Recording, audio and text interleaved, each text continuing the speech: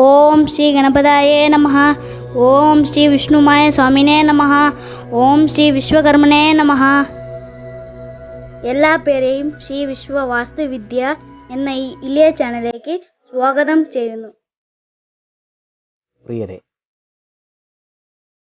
കഴിഞ്ഞ അധ്യായങ്ങളിൽ ഉപദിക്കിലെ ഈശാന്യ, ആഗ്നേയ, ധൃതി, വയവ്യ എന്നീ ഉപദിക്കിലെ പറ്റിയും മഹാദിക്കിലെ പൂർവം, ദക്ഷിണം എന്നീ ദിക്കുകളെ പറ്റിയും പറഞ്ഞു കഴിഞ്ഞു. ഈ അധ്യായത്തിൽ പശ്ചിമം അഥവാ പടിഞ്ഞാറ് ദിശയെപ്പറ്റിയാണ് പറയാൻ പോകുന്നത്. അതിനു മുമ്പായി നിങ്ങളോടായി, നിങ്ങൾ ഈ ചാനൽ സബ്സ്ക്രൈബ് ചെയ്തില്ലെങ്കിൽ തീർച്ചയായും സബ്സ്ക്രൈബ് ചെയ്യുക. തുടർന്നുള്ള ബെൽ ബട്ടണിലും അമർത്തുക. കാരണം ഈ ചാനലിലൂടെ യഥാർത്ഥ വാസ്തുശാസ്ത്രത്തിലെ രഹസ്യങ്ങളെപ്പറ്റി വെളിപ്പെടുത്താനാണ് പോകുന്നത്. പടിഞ്ഞാറ് ദിശയെ പശ്ചിമ ദിക്ക്, വരുണ ദിക്ക് എന്നിങ്ങനെ അറിയപ്പെടുന്നു. പശ്ചിമ ദിക്കിലെ ഗ്രഹം ശനി, അധിപൻ വരുണൻ.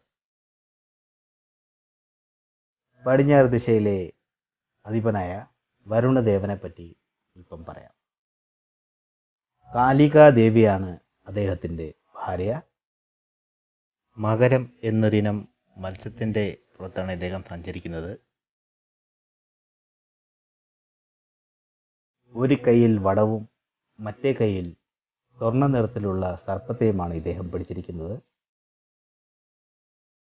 സ്വർണ്ണ നിറത്തിലുള്ള വസ്ത്രധാരിയായ ഇദ്ദേഹം ജലദേവനായി അറിയപ്പെടുന്നു.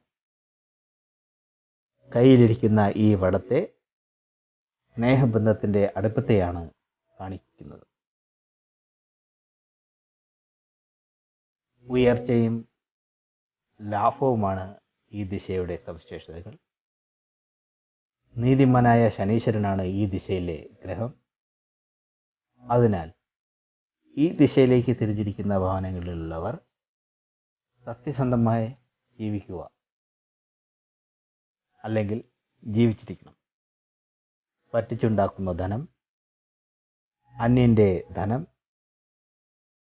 ഇവിടെയുള്ളവർ ആഗ്രഹിക്കുന്നതും കൈവശം വയ്ക്കുന്നതും വളരെ ബുദ്ധിമുട്ടുണ്ടാക്കുന്നതായിരിക്കും. ഇത് ഒരിക്കലും പാടില്ല. മറ്റു ദിശയിൽ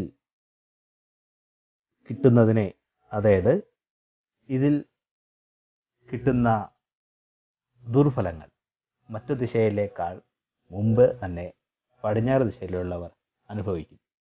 അതായത് പറ്റിച്ചുണ്ടാകുന്ന പണവും അന്യൻ്റെ സ്വത്ത് കൈവശം വയ്ക്കുന്നവരും ഈ ദിശയിലുള്ളവരാണ് ചെയ്യുന്നതെങ്കിൽ മറ്റ് ദിശയിൽ ഉള്ളവരെക്കാളും മുന്നിൽ ഇവിടെയുള്ളവർ അനുഭവിച്ചിരിക്കും.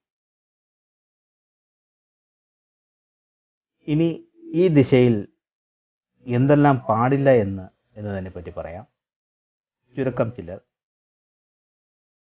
കക്കൂസ്, store room, clock stair case ഇവയെല്ലാം ഈ ദിശയിൽ പാടില്ലാത്തവയാണ്. ഇനി ഈ ദിശയിൽ അനുയോജ്യമായ നിർമ്മിതികൾ ഏതൊക്കെയെന്ന് നോക്കാം. അടുക്കള, ഭക്ഷണമിരുന്ന് കഴിക്കാനുള്ള ഇടം എന്നിവ നല്ല ഫലം തരുന്നവയാണ്. ഈശാനിയയിൽ കിണർ കുഴിക്കാൻ അവസരമില്ലാത്തവർക്ക് വരുണദിക്കിൽ ഒരു സ്ഥാനമുള്ളത്. ഇവിടെയും കിണർ കുഴിക്കാവുന്നതാണ്. ഈശാനയിൽ കിണർ കുഴിക്കാൻ പറ്റാത്തവർക്ക് വേണ്ടി മാത്രമാണ് ഈ ദിക്ക് എന്ന കാര്യം പ്രത്യേകം ഓർത്തിരിക്കുക. ഈ ദിശയെ മോശപ്പെടുത്തിയാൽ ലാഭകരമായ എല്ലാ വളർച്ചയ്ക്കും തടസ്സം വരുന്നു. എത്ര ആത്മാർത്ഥമായി പരിശ്രമിച്ചാലും ചെറിയ നേട്ടങ്ങൾ മാത്രമേ ഉണ്ടാകുകയുള്ളൂ. അതായത് ഫലങ്ങൾ വളരെ കുറച്ച് മാത്രമേ ലഭിക്കുകയുള്ളൂ. അതുപോലെ തന്നെ വസ്തുപരമായി, അതായത് പുരേട സംബന്ധമായി തർക്കങ്ങളും പ്രശ്നങ്ങളും ഇവിടുത്തെ വാസ്തുദോഷം കാരണം ഉണ്ടാകുന്നു. പശ്ചിമ ദിശയുടെ വിവരണമാണ് ഈ അധ്യായത്തിൽ പറഞ്ഞുകൊണ്ടിരിക്കുന്നത്. ഈ ദിശയെപ്പറ്റി കൂടുതൽ വിവരണങ്ങൾ വരും അധ്യായങ്ങളിൽ പറയുന്നതായിരിക്കും. എല്ലാവരും ഈ ചാനൽ സബ്സ്ക്രൈബ് ചെയ്യുക. നിങ്ങൾക്ക് ഇഷ്ടപ്പെട്ടുവെങ്കിൽ ലൈക്ക് ചെയ്യുക. മറ്റുള്ളവർക്ക് പ്രയോജനപ്രദമാകുന്ന രീതിയിൽ ഇത് ഷെയർ ചെയ്യുക. നിങ്ങളുടെ സംശയങ്ങളും നിർദ്ദേശങ്ങളും തീർച്ചയായും അറിയിക്കുക. എല്ലാവർക്കും സർവേശ്വരൻ്റെ അനുഗ്രഹം ലഭിക്കട്ടെ എന്ന് ആത്മാർത്ഥമായി പ്രാർത്ഥിച്ചുകൊണ്ട് അടുത്ത അധ്യായത്തിൽ കാണുന്നതുവരെ നിർത്തുന്നു. നന്ദി, നമസ്കാരം.